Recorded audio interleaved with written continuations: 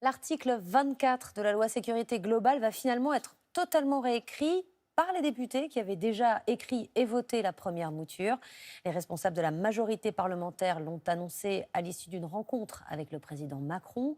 Samedi dernier, 133 000 personnes avaient manifesté en France contre cet article qui interdit la diffusion malveillante d'images de policiers. Jeff Wittenberg, Julien Henny et Armel Exposito. Cela fait maintenant 10 jours que la majorité se déchire autour de l'article 24, l'article maudit. Créer une commission, poursuivre le travail parlementaire. Aujourd'hui, c'est une autre décision qui a été prise. Nous allons donc proposer une nouvelle écriture complète de l'article 24.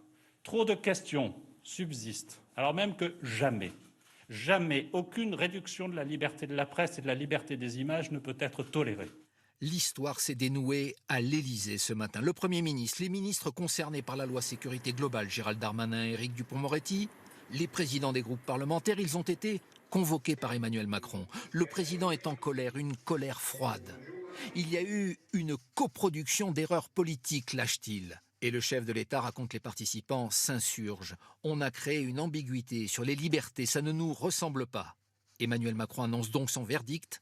Il n'y a pas de dogme, pas de fétichisme sur l'article 24. Il faut lever les incompréhensions et reprendre le travail. En fait, ce sont les manifestations de ce week-end qui ont fini de convaincre Emmanuel Macron.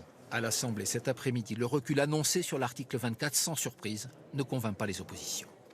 Je pense qu'on aurait pu se passer de ce psychodrame, de ce fiasco politico-institutionnel si le gouvernement nous avait écoutés depuis le début et n'était pas resté dans son amateurisme habituel. Moi, je leur donne un conseil. Dans toute l'histoire de la Ve République, il vaut mieux pas trop tarder avant de retirer carrément un projet. Donc, ils le retirent. Au cœur du dossier, Gérald Darmanin, lui, prend acte, mais reste ferme sur l'objectif de la loi. Nous devons absolument garder ce qui fait la naissance, me semble-t-il, de la protection souhaitée par les parlementaires et par le gouvernement. C'est la protection des policiers et des gendarmes dans le cadre des opérations de police. Ce soir, la majorité se retrouve à Matignon pour entamer la réécriture de la loi, mais surtout trouver une porte de sortie à cette crise. Le ministre de l'Intérieur, Gérald Darmanin, s'explique face aux députés depuis près de 2 heures sur les différents récents épisodes de violence de la part des policiers. On retrouve Julien Henny devant l'Assemblée. Julien, le ministre a réitéré son soutien aux forces de l'ordre tout en faisant des propositions de réforme. Oui, Anne-Sophie, c'était une demande formelle d'Emmanuel Macron la semaine dernière, faire rapidement de nouvelles propositions pour réformer la police et la gendarmerie. Alors ce soir, en effet, Gérald Darmanin en a esquissé quelques-unes. Il propose par exemple d'allonger la formation continue des forces de l'ordre. Gérald Darmanin propose aussi d'imposer davantage de chefs sur le terrain pour épauler les gardiens de la paix.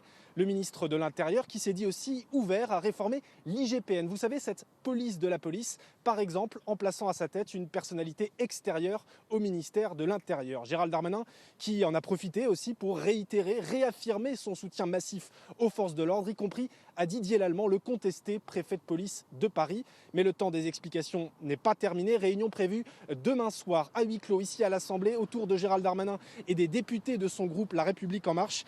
Et objectif de cette réunion, ressouder cette majorité présidentielle en crise depuis une semaine. Merci Julien. Par ailleurs, on a appris que le parquet de Paris avait ouvert une enquête sur les causes des blessures subies par un photographe syrien, Amer Al-Albi, lors de la manifestation de samedi. Cette enquête a été confiée à l'IGPN. Les 4 policiers mis en cause dans l'affaire du passage à tabac du producteur de musique, Michel Zecler, ont été mis en examen.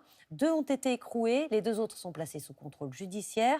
Que sait-on de leur parcours, de leur profil, de leurs missions habituelles? Sophie Demeyer et Florian Lemoyle. Lorsque les 3 policiers entrent dans le studio d'enregistrement de Michel Zecler, ils sont en patrouille au sein de la brigade territoriale de contact, la nouvelle police de proximité. Le chef de groupe ce soir-là, c'est ce brigadier âgé de 44 ans. Sa hiérarchie l'a noté 6 sur 7 lors de son dernier entretien professionnel, ce qui correspond à un niveau d'excellence. Il a 19 années d'ancienneté dans la police. Le fonctionnaire en civil, qui est le premier à tenter d'interpeller le producteur de musique, est un jeune gardien de la paix âgé de 23 ans, noté moyennement 3 sur 7 par ses supérieurs l'an dernier. Pour autant, ses états de service ne reflétaient aucun écart jusqu'à présent. Ces 2 fonctionnaires dorment depuis hier soir à la prison de la Santé, où ils ont été placés en détention provisoire. Ils ont été mis en examen notamment pour violence volontaire par personne dépositaire de l'autorité publique, La justice a retenu le caractère raciste, ce qu'il nie formellement. Les mêmes faits sont reprochés au troisième policier qui intervient à l'intérieur du studio. Ce gardien de la paix de 31 ans est lui aussi très bien noté par sa hiérarchie. Décrit comme motivé et disponible, il obtient la note de 5 sur 7. Les magistrats l'ont laissé libre sous contrôle judiciaire. Le quatrième policier est lui mis en examen pour violence avec arme.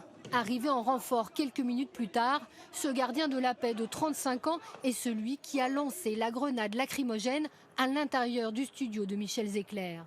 Il a été placé sous contrôle judiciaire.